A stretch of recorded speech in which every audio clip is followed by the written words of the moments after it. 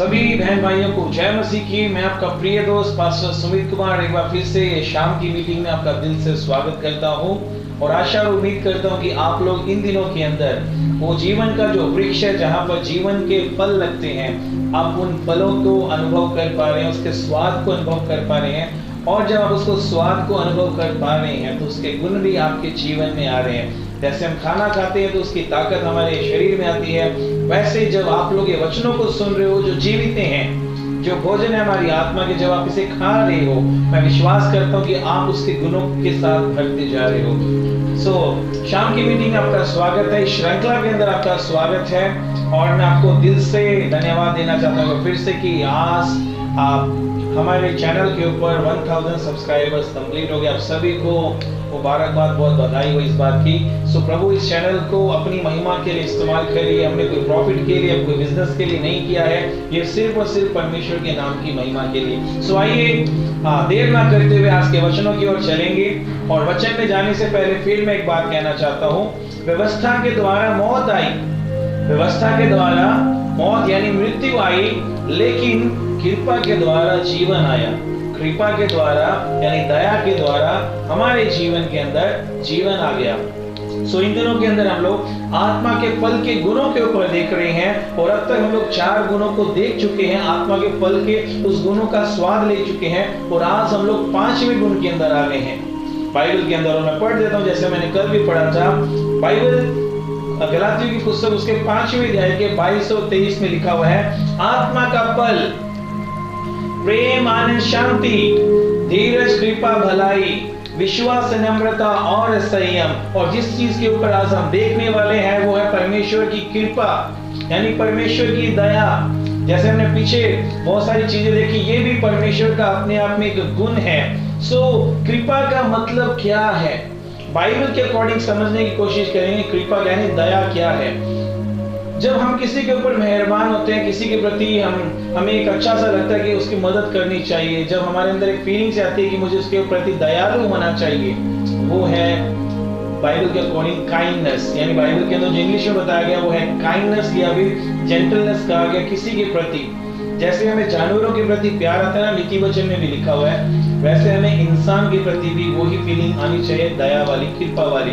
आज हम इन चीजों के ऊपर देखने जा रहे हैं, काइंडनेस के ऊपर देखने जा रहे हैं, दया और कृपा के ऊपर देखने जा रहे हैं, जो कि एक अगर ग्रीक वर्ड से देखिए जहाँ पे पौलुस इस चीज के बारे में जिक्र करता है, क्योंकि पौलुस को 3 भाषाएं आती थी, Hebrew, Greek and Aramaic language. ये तीनों भाषाओं को वो निपुण था, तीनों भाषाओं को अच्छी तरह से वो जानता था। जो ग्रीक भाषा के अंदर ये जो वर्ड है काइंड, दया यानी कृपा, उसका जो ग्रीक में कहा जाता है वो है क्रिस्टोस, यानी किसी के प्रति उपयोगी होना, यानी किसी के ऊपर दया करना हम लोगों को। क्या हम अपने जीवन में आज चेक करें, आज तक आपने अपने जीवन में चेक करना है, या तो किसी ने आपके प्रति अपनी कोमलता दिखाई है, या तो किसी ने आपको दया दिखाई है, या तो आपने किसी के प्रति दया जीवन में जरूर कहीं दिखाई होगी। जब कोई व्यक्ति किसी मुसीबत में होगा, तकलीफ में होगा, पीड़ा में होगा और आपके अंदर से आपको लगा कि मुझे जाकर उस भाई की, उस व्यक्ति की जाके मदद करनी चाहिए, या आपके अंदर वो कोमलता है कि मुझे उसके ऊपर कृपा करनी चाहिए, वो आपको इंसिडेंट याद होता होगा। इसी को ही हम काइंडनेस कहते हैं। मैंने आज से बहुत साल पहले एक सॉन्ग देखा था इंग्लिश में, काइंडनेस, इसका नाम भी काइंडनेस है, जो वेस्ट लाइफ के ऊपर से है, जहाँ पर एक चीज दिखाई गई। वो सॉन्ग एक गली के अंदर, एक स्ट्रीट के अंदर ही शूट किया गया है, जहाँ पर एक छोटा सा हमें एक प्ले देखने को मिलता है। वहां पर एक ड्रामा हो रहा है, वहां पर जो चल रहा है, वहां पर एक जो रोड के ऊपर एक व्यक्ति काम कर रहा है, और जब वो रोड पे काम कर रहा है वहां पर एक स्केटबोर्ड लेके जाके एक लड़का जा रहा होता है, तो अचानक वो गिर जाता है स्केटबोर्ड से, और वो आदमी आके उसके ऊपर कृपा करता है, उसकी मदद करता है, उसको फीलिंग आती है कि मुझे इसकी मदद करनी चाहिए। और जैसे उसकी उस स्केटबोर्ड वाले की मदद करता है, उसको उठाता है, उसके पैर को पहुंचता है और वो हेल्प को याद करता है, और आगे जाके ये लड़का क्या करता है, जो उस व्यक्ति ने उसके जीवन में बीज बो दिया है कृपा वाला, उस लड़के ने क्या किया, थोड़ा सा आगे जाते हैं, रोड आगे जाते हैं, वहां पर एक ओल्ड लेडी, उसके पास काफी सामान होता है, अब उसके अंदर भी वही फीलिंग आती है कृपा वाली। और वो क्या करता है, उस ओल्ड लेडी की जाके मदद करता है कि आंटी क्या मैं आपकी मदद कर सकता हूँ, और उनका सामान उठा के रोड क्रॉस करने में मदद करता है। और ऐसे ही ये सारा सिस्टम चलता है, और आखिरी में क्या देखने को मिलता है, जहां से वो स्टार्ट हुआ होता है वहीं पे आके वो खत्म हो जाता है। आखिरी में ये दिखाया गया कि एक वेट्रेस, एक लड़की जो होटल में काम करती है, वो जिसने स्टार्टिंग में हेल्प की थी उसको एक गिलास पानी ला के देती है। तो इसमें हमें मैसेज क्या है सॉन्ग से ये है, अगर आप किसी के प्रति दया दिखाते हो, कृपा दिखाते हो, तो वो व्यर्थ नहीं आता, एक बीज के समान काम करता है और वो लौटकर हमारे पास आती है मुश्किल के समय में। तो आज वचन के अंदर से देखते हैं वचन हमें क्या कहता है, क्योंकि हमें सारी मोटिवेशन सब कुछ सीखने के लिए यहीं से मिलता है, क्योंकि हमारा परमेश्वर हमें ये बातें सिखाता है। सो आइए हम लोग देखते हैं काइंडनेस क्यों जरूरी है हमारे जीवन के अंदर, दया यानी कृपा या दयालु हमें क्यों होना चाहिए, ये वचन के अंदर से सीखेंगे। वो इसलिए मेरे भाई और बहनों, क्योंकि जिसको हम मानते हैं, जिसके पीछे हम चलते हैं, ये उसका कैरेक्टर है, ये उसका स्वभाव है, ये उसका गुण है।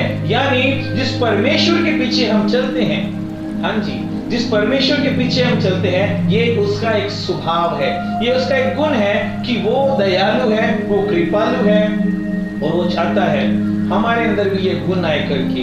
हम परमेश्वर के इस गुण के बारे में कुछ वचनों के द्वारा देखेंगे।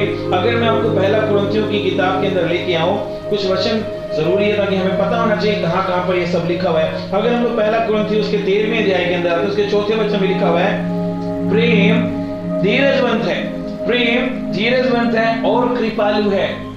कैसे है? कृपालु है। प्रेम ढा नहीं करता और प्रेम अपनी बड़ाई नहीं करता। सो ये एक परमेश्वर का स्वभाव, जैसे हमने शुरू में भी देखा कि परमेश्वर प्रेम है, परमेश्वर प्रेम है। तो यहाँ जिसके अंदर प्रेम होगा, जिस व्यक्ति के अंदर प्रेम होगा, तो प्रेम धीरजवंत है, जैसे हमने कल देखा था, और यहाँ लिखा हुआ है कृपालु भी है। सो आज हमने देखना है ये परमेश्वर का एक कैरेक्टर है कृपालु होने का। और आगे भी अगर हम रोमियो की पुस्तक में अगर जाते हैं, रोमियो की 11वीं अध्याय के अंदर जब हम लोग आते हैं, रोमियो की पुस्तक अगर उसके 11वीं अध्याय के अंदर आएंगे, तो उसके 22वें वचन में क्या लिखा है, मैं वो भी पढ़ देता हूं। इसलिए परमेश्वर की कृपा, क्या लिखा है? इसलिए परमेश्वर की कृपा और कड़ाई को देखो, जो गिर गिर कर उन पर कड़ाई, परंतु उस पर कृपा, यदि तू उसमें बना रहे, नहीं तो वह तुझे काट डालेगा। यहाँ पर परमेश्वर के स्वभाव के बारे में बोला हुआ है।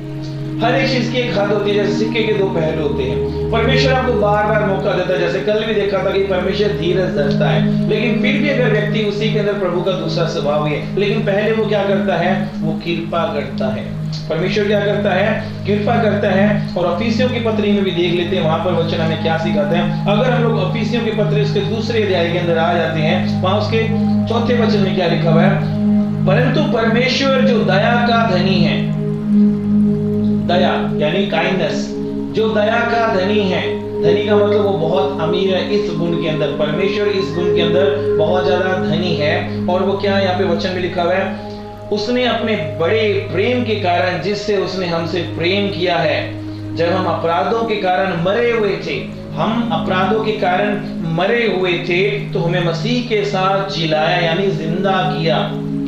एक और वचन तीतुस की पत्री के अंदर भी देख लेते हैं, परमेश्वर के स्वभाव के ऊपर देख रहे 3रे अध्याय के 4थे वचन के अंदर हम लोग देखेंगे, वहां पर क्या लिखा हुआ है, जब हमारे उद्धारकर्ता प्रभु यीशु परमेश्वर की कृपा, जब हमारे उद्धारकर्ता परमेश्वर की कृपा और मनुष्यों पर उसका प्रेम प्रकट हुआ, तो उसने हमारे उद्धार किया।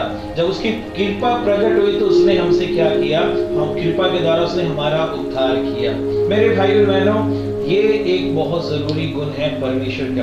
मिलता जुलता लगता है, जैसे हमने आत्मा के बहुत सारे गुणों को देख रहे हैं, लगता तो है जैसे वैसे सेम है करके, लेकिन इसकी परिभाषा कुछ और है, इसकी परिभाषा कुछ और है। और बाइबल का वचन हमें क्या कहता है मेरे भाई बहनों, जब परमेश्वर के अंदर ये गुण है, परमेश्वर की ये एक कैरेक्टरिस्टिक है कि वो इस चीज के अंदर निपुण है, उसके अंदर धनी है, और उसकी वजह से, कृपा की वजह से हम बचाए गए हैं। अगर आज हम लोग सोचें मैं अपने कामों की वजह से बचाया गया हूं, मैं अपनी अच्छाई की वजह से बचाया गया हूं, नहीं, ये बिल्कुल गलत है। अगर हम लोग बचे हैं तो वचन कहता है सिर्फ और सिर्फ परमेश्वर की कृपा के द्वारा। और परमेश्वर अपने बच्चों से भी क्या उम्मीद करता है, वचन के अंदर लिखा हुआ है, परमेश्वर आपसे और मुझसे, जो लोग उसके कहलाते हैं, जो उसके बच्चे हैं, उससे भी वो यही उम्मीद करता है। वचन आपने पिछले दिनों में एक सीरीज से धन्य है, हम लोग धन्य वचनों के ऊपर चर्चा कर रहे थे। वहां पर आप लोगों को एक वचन याद होगा जब परमेश्वर ने बोला धन्य है वो जो दयावान है, क्योंकि उन पर भी दया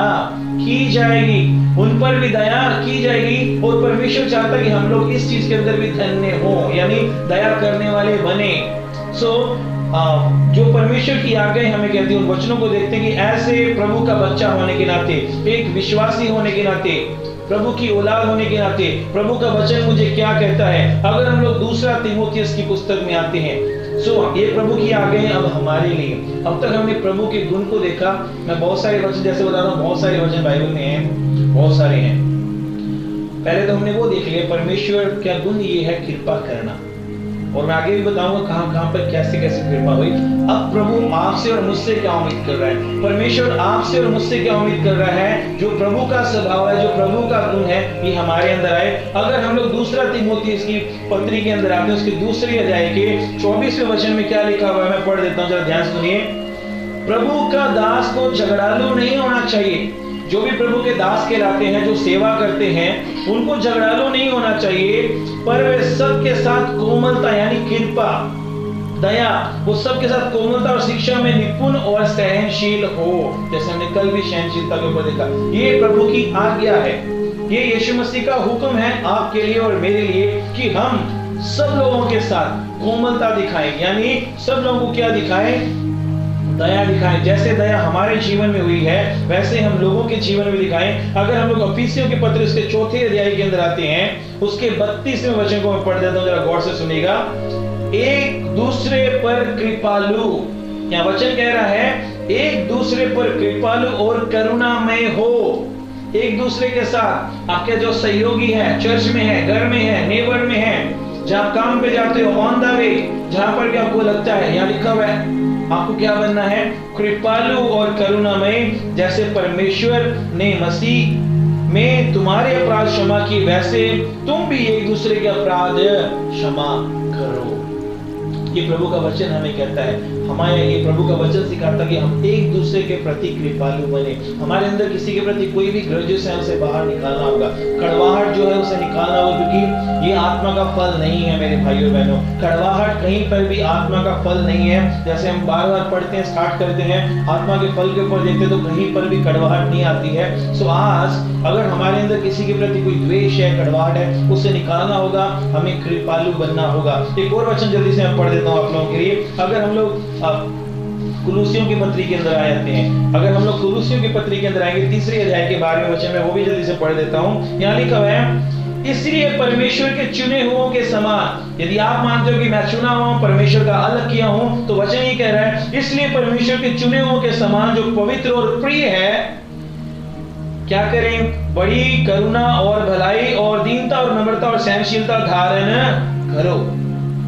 ये वचन हमें कह रहा है कि हम इन चीजों को अपने जीवन में धारण करें, यानी अपने जीवन में लेके आए। अगर नहीं है तो, अगर आपके जीवन में ये टेंडेंसी है कि कोई आपका बुरा करता है, फिर भी आप भलाई दिखाते हो, जो लोगों को जरूरत होती है, किसी मौके के अंदर किसी ऐसी सिचुएशन है जहां पर वो लोग फंसे हुए हैं या किसी प्रॉब्लम के अंदर है, आपके अंदर जो फीलिंग आती है कि मुझे उसकी मदद करनी चाहिए, वो है प्रभु का स्वभाव। यहाँ पे वचन क्या कह रहा है, इन सब चीजों को अपने जीवन में धारण करना है। क्या कुछ लिखा हुआ है यहाँ पर, बड़ी करुणा, भलाई, दीनता, नम्रता, सहनशीलता, इन सब चीजों को हमने क्या करना है, धारण करना है।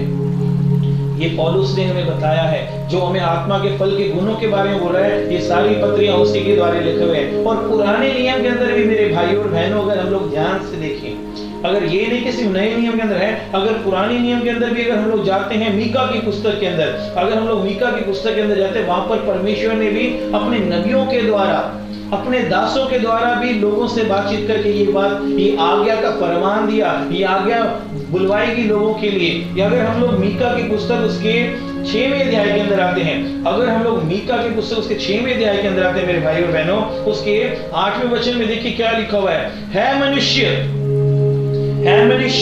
वह तुझे बता चुका है कि क्या अच्छा है, वह तुझे बता चुका है कि अच्छा क्या है, और यहोवा तुझसे इसे छोड़ और क्या चाहता है। यानी परमेश्वर आप लोगों से इस बात को छोड़कर और क्या चाहता है। वो कौन सी बात है? तू न्याय से काम कर, तू न्याय से काम कर और कृपा से प्रीति रख। किस चीज से प्यार रख? कृपा से, कृपा से प्यार कर और अपने परमेश्वर के साथ नम्रता से चल, अपने परमेश्वर के साथ दीनता के साथ चल। ये है प्रभु ने नबियों के द्वारा बोला। अगर आगे जाऊंगा तो जकरिया की पुस्तक में भी ऐसे ही वचन लिखा हुआ है।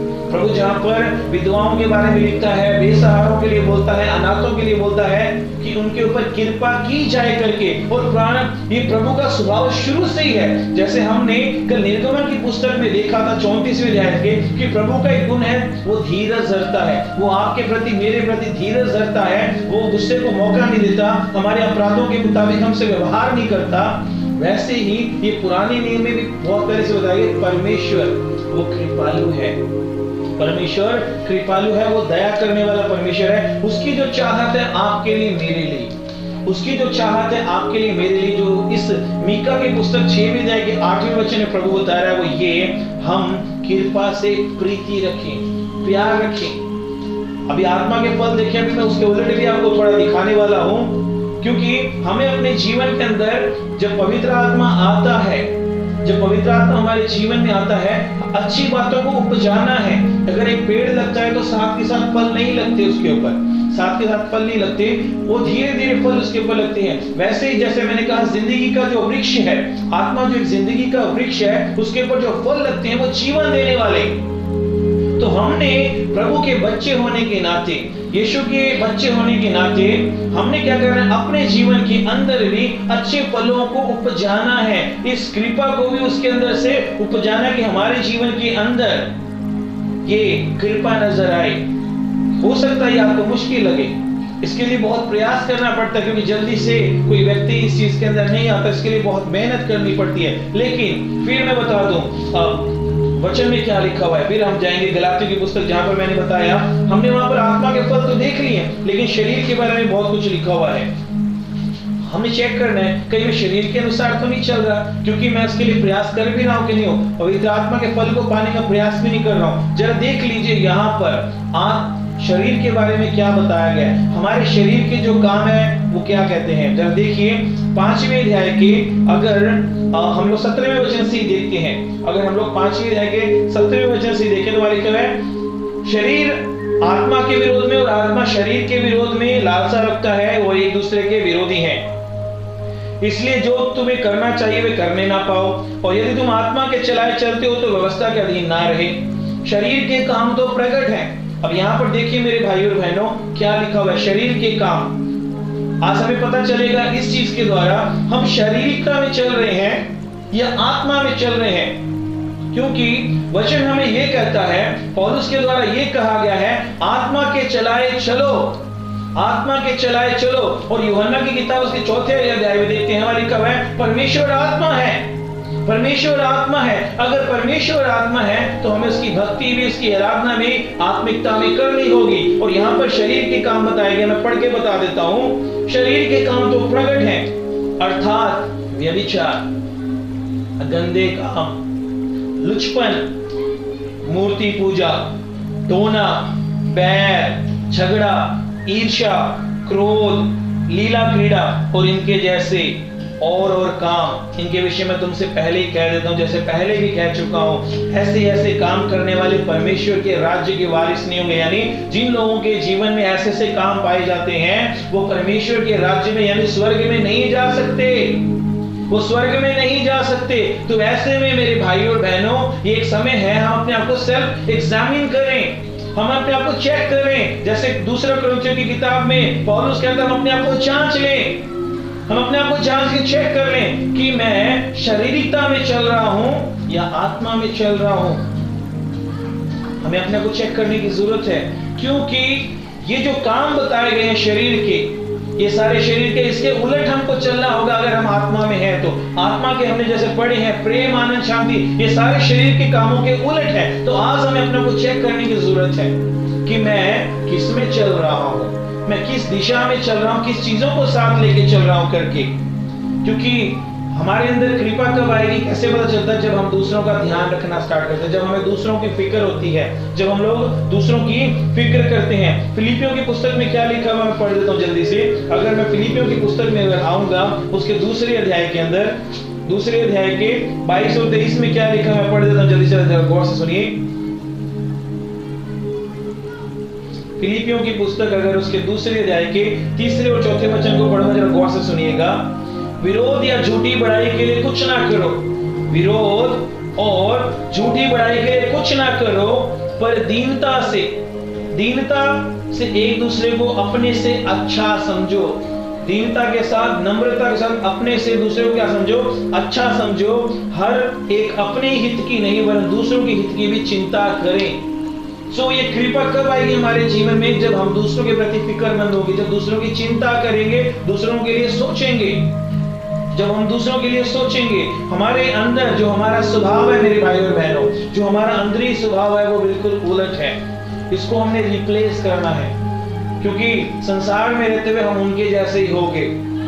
हमारे अंदर सारी उल्टी बातें आ गई, गलत बातें आ गई, लेकिन जो प्रभु को पसंद नहीं है। इसलिए हम कहते हैं हम लोग खोए हुए थे, भटके हुए थे, प्रभु ने हमें बदला है, हमें बचाया, हमारे ऊपर कृपा हुई, हमारे ऊपर दया हुई, तब जाके प्रभु ने हमारा जीवन बदला।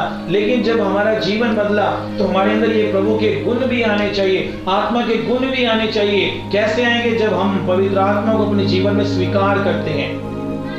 जब हम लोग पवित्र आत्मा को अपने जीवन में स्वीकार करते हैं, वो अपने गुण को भी हमारे जीवन में साथ में लेके आता है। जब पवित्र आत्मा हमारे अंदर वास करेगा, जब पवित्र आत्मा हमारे जीवनों में, हमारे शरीरों में वास करेगा, वो ऑटोमेटिकली क्या करेगा? फल को लेके आएगा, उस फल के गुणों को लेके आएगा। और जैसे जैसे आप उसमें बढ़ोगे, आप हर एक चीज को अनुभव करना स्टार्ट कर दोगे। हो सकता है आप दूसरों को देखे उनके जैसे बनते जा रहे, लेकिन प्रभु हमें ये अनुमति नहीं देता। अगर बाइबल के अंदर भी हमें कुछ उदाहरणों को देखें, हम बाइबल के अंदर कुछ उदाहरणों को देखेंगे, जैसे दाऊद को ले लेते हैं। उसके अंदर क्या लिखा है? उसके अंदर जो आत्मा थी, उसका जो मन था, वो परमेश्वर के समान था। आपको मालूम है उसने भी कृपा की। कैसे कृपा की? बाइबल में लिखा हुआ है साउल उसका विरोधी था, साउल उसको जान से मारना चाहता था। जो साउल का पोता था, यानी जोनाथन का बेटा, उसका नाम बाइबल में बताया गया है मपीबोशेत, ऐसे कुछ नाम बताया गया है, मपीबोशेत ऐसे उसका नाम बताया गया है, जो दोनों पैरों से पिंगला था।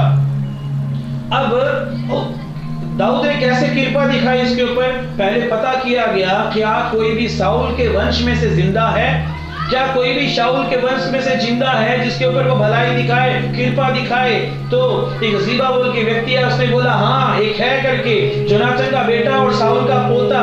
उसे बुलाया गया और उसे बोला गया कि उसे जब बुलाएगा उसे बोले मैं तुम्हें भलाई दिखाना चाहता हूँ, तुम्हें कृपा दिखाना चाहता हूँ, जितनी जमीन तुम्हारे दादाजी की थी वो सारी मैं तुम्हें वापस दे रहा हूँ। और आगे से कोर आ गया है, जो मेरे खाने का मेज है जहाँ पे राजा बैठ के खाना खाता है, तुम भी वहीं बैठ के खाना खाओगे। ये है कृपा दिखाना। चाहे साउल उसका विरोधी था, चाहे साउल उसके जान का दुश्मन था, लेकिन दाऊद ने क्या किया? प्रभु की आत्मा के गुण को वहां पर दिखाया हुआ है, कृपा दिखाई। और वैसे ही बाइबल के अंदर देखते हैं एक और औरत के बारे में, जो हम लोग दूसरे राजाओं की पुस्तक में देखते हैं। जो पहले वाली बात बताई, अगर आपको पढ़ना चाहते हो तो दूसरा सैमुएल उसके 9वें अध्याय के अंदर जाकर पढ़ सकते हो, जो मैंने दाऊद की आपको स्टोरी बताई है। वैसे ही अगर दूसरे राजाओं की पुस्तक में जाओगे, वहां पर एक औरत का नाम आता है ये लिखा हुआ शूनेमानी वासी स्त्री। तो वहां पर उसके अंदर क्या थी? प्रभु के दास के प्रति फिक्र थी। वो वहां पे आया करता है, यानी एलीशा आया करता था। उसने बोला ऊपर कोठरी के लिए उसका मंजा लगाया, उसके खाने के लिए सारे इंतजाम। और उसको पता चला कि उसके घर में उसके पास बेटा नहीं है, औलाद नहीं है। तो उसने उसको बोला अगले ही वसंत ऋतु में तेरे पास क्या होगा? तेरी छाती से लगा हुआ एक बेटा होगा, तुझे प्रभु बेटा देगा करके। बेटा दिया, और जैसे वो बेटा बड़ा कुछ समय के बाद क्या हुआ? बेटा मर गया। बेटा क्या हो गया? मर गया। अब वहां पर क्या किया एलीशा ने? वहां पे कृपा दिखाई, आया वापस, उसने क्या किया? उस बेटे को जिंदा किया। ये है प्रभु के दास का गुण। और वैसे ही अगर नए नियम के अंदर भी देखें मेरे भाई और बहनों, अगर हम लोग नए नियम के अंदर जाते हैं, वहां पर लूका की पुस्तक में आपने एक अच्छे सामरी के बारे में सुना होगा। जब लोगों ने एक व्यक्ति को मारा, अधमरा करके छोड़ दिया, लूट लिया, लोग पास से गुजर रहे, कोई उसके ऊपर दया नहीं कर रहा, कृपा नहीं कर रहा। सिर्फ एक सामरी से वहां पे था, एक सामरी व्यक्ति आया, उसने क्या किया, उसको देख के उसके ऊपर दया की, उसके ऊपर उसके अंदर दया आई। उसने ये नहीं सोचा मैं इसकी मदद करूं, मेरे साथ कुछ गलत ना हो जाए करके, उसको दया आई और उसने वो दया एक्शंस के अंदर भी दिखाई। वहां पर उसको लिया, उसकी मरहम पट्टी की, उसकी मरहम पट्टी की, उसने काइंडनेस दिखाई वहां पे और उसे अपने गधे पे लाद के लेके गया। ये है एक एग्जाम्पल जो प्रभु यीशु मसीह दिखाते हैं। और यीशु मसीह के जीवन से हम लोग देखते हैं मेरे भाई और बहनों, हम लोग यीशु मसीह के जीवन से देख लेते हैं। मैं कुछ वचन बताऊंगा जहां पे हर जगह पे आपको जब पढ़ोगे वहां लिखा हुआ यीशु मसीह का जो दिल था, मन था, वो कैसे हो गया, उनकी दया से भर गया, लोगों के प्रति दया से भर गया। अगर आप लोग मत्ती की किताब 9:36 में जाओगे, मत्ती की किताब 9:36 में जाओगे, 14 में जाओगे और 18:27 में जाओगे, ये हर जगह पे आपको क्या पढ़ने के लिए मिलेगा, यीशु मसीह का जो मन था वो दया से भर गया। लोगों को देख के यीशु मसीह को दया आ गई, कभी खाने के लिए, कभी किसी और बात के लिए, प्रभु को दया आ रही है उनके ऊपर। तो आज हमें देखना है, हम प्रभु के बच्चे हैं। जब यीशु मसीह लोगों के ऊपर दया कर रहा था, वही लोग जो कभी उसके पत्थर मार रहे हैं, कभी बोल रहे इसके अंदर दुष्ट आत्मा है, कभी झूठे इल्जाम लगाए, लेकिन यीशु मसीह क्या कर रहा है, यीशु मसीह ने दया करनी बंद नहीं की मेरे भाई बहन। यीशु अपने स्वभाव के अंदर बना हुआ है, यीशु अपना स्वभाव नहीं छोड़ रहा। आज हम लोग क्या छोड़ते हैं, दुनिया को देखकर, दुनिया के कामों को देख के हम अपने हृदय को कठोर कर लेते हैं। हम सोचते हैं दुनिया अगर इस तरह से है, दुनिया नफरत से भरी हुई है, दुनिया अपनी हेगड़ी से भरी हुई है, जहां पर वो लोग अपनी क्रूरता दिखाते हैं, तो मैं वहां पर अपनी दया क्यों दिखाऊं? लोग अगर ऐसे करते हैं, मैं ऐसे क्यों करूं? आप में और उनमें फर्क है मेरे भाई और बहनों। उन लोगों ने सच्चे रब को नहीं जाना, उन लोगों ने सच्चे रब को नहीं जाना, लेकिन आप सच्चे रब को जानते हो। उन लोगों ने भी आत्मा को नहीं चखा, लेकिन आपने आत्मा को चखा है, उसके फल को चखा है। आपको उनसे अलग बनना होगा, आपको कृपालु बनना होगा, प्रभु के स्वभाव में चलना होगा। हमें कभी ये नहीं भूलना कि परमेश्वर का स्वभाव ये है, परमेश्वर का गुण ये है कि वो दया करने वाला है। तो ऐसे में जब मेरा परमेश्वर दयालु है तो मुझे भी उसके जैसा बनना है, मुझे लोगों के जैसे नहीं बनना है, उनके स्वभाव के जैसा नहीं बनना है, हमें परमेश्वर के कैरेक्टर में ढलना है। पवित्र आत्मा जो हमारे जीवन में आया वो अपने जैसा बना रहा है, दुनिया के जैसा नहीं बना रहा आपको। हम वचन के द्वारा कितनी उदाहरणों को देखते हैं, प्रभु के वायदों को देखते हैं, जहां पर प्रभु ये बात बोलता है कि वो कृपालु है। एक वचन पढ़ूंगा, उसके बाद मैं खत्म करने जा रहा हूं। अगर हम लोग यशायाह की पुस्तक में आ जाते हैं, अगर हम लोग यशायाह की पुस्तक में आएंगे, उसके 54 चैप्टर के अंदर, यशायाह 54 चैप्टर के अंदर आएंगे, वहां पर प्रभु की प्रतिज्ञा क्या है। यशायाह 54 उसके 10वें वचन को मैं पढ़ देता हूं, गौर से सुनिए। चाहे पहाड़ हट जाए, परमेश्वर कह रहा है, चाहे पहाड़ हट जाए और पहाड़ियां टल जाए, तो भी मेरी करुणा तुझ पर से कभी ना हटेगी, यानी मेरी दया तेरे पर से कभी नहीं हटेगी।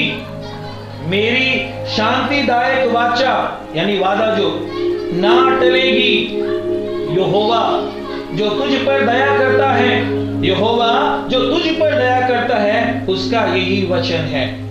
वो बोल रहा है पहाड़ टल जाएं, पहाड़ियां हट जाएं, मेरी करुणा तेरे से कभी नहीं हटेगी। सोचिए, प्रभु की करुणा हमेशा की है, सदा की है। जब परमेश्वर की करुणा या दया सदा की है, वो हमेशा के लिए कृपालु है, तो क्या हमारे अंदर नहीं होना चाहिए? कई बार हम सोचते हो उसने ऐसा किया वैसा किया। आप लोगों को वचनों के द्वारा सब चीजों को एक्ट में लेके आना होगा। जैसे संसार बिहेव करता है, संसार जैसे रवैया अपनाता है, उसके मुताबिक हमें डील नहीं करना, हमें वचनों के मुताबिक डील करना होगा। यीशु मसीह ने बोला, एक व्यक्ति आके पूछ रहा है मैं अपने भाई को कितनी बारी माफ करूं? 7 बारी। यीशु मसीह ने 7 के भी 70 बारी करके। क्या हम लोग ऐसे करते हैं? क्या हम लोग ऐसे करते हैं? मैंने अच्छा, हम क्या सोचते हैं अपने मन में, मैंने एक बार अच्छा किया था, उसने फिर भी ऐसा किया, क्या 7 के 70 बारी हमने अच्छाई दिखाई? आपको मालूम है, जब हम लोग भी गलत बीज बोते हैं, यानी गलत काम करके कोई एक्ट करते हैं, उसका फल भी हम ही भोगेंगे, क्योंकि वचन ही कहता जो जैसे करता है उसको वैसा फल मिलेगा। अगर हम भी संसारिक हो गए, हम भी शारीरिक हो गए, अगर शारीरिक कामों में पड़ गए, जैसे हम बीज बोएंगे फसल भी वैसे ही काटेंगे। अगर आप फिर भी भलाई दिखाते हो, कृपा दिखाते हो, वो कृपा चल के आपके पास वापस आएगी, वो कृपा आपकी जिंदगी में आएगी। आपको नहीं मालूम आपकी जिंदगी के अंदर किस मोड़ के ऊपर किस जगह पे आपको परमेश्वर की कृपा की जरूरत हो, और जब आपने वो कृपा का बीज किसी जीवन में बोया हो, किसी की जिंदगी में बोया हो, किसी की मदद के रूप में बोया हो, वो चल के आपके जीवन में वापस आता है और बड़े कामों को करता है। आज हमें प्रभु से ये प्रार्थना करनी चाहिए, आपके जीवन में जब जब आपको मौका मिलता है, अवसर मिलता है ये गुण दिखाने का, जब जब आपको ये मौका मिलता है किसी के प्रति कृपालु होने का, उस मौके को गवाइए मत।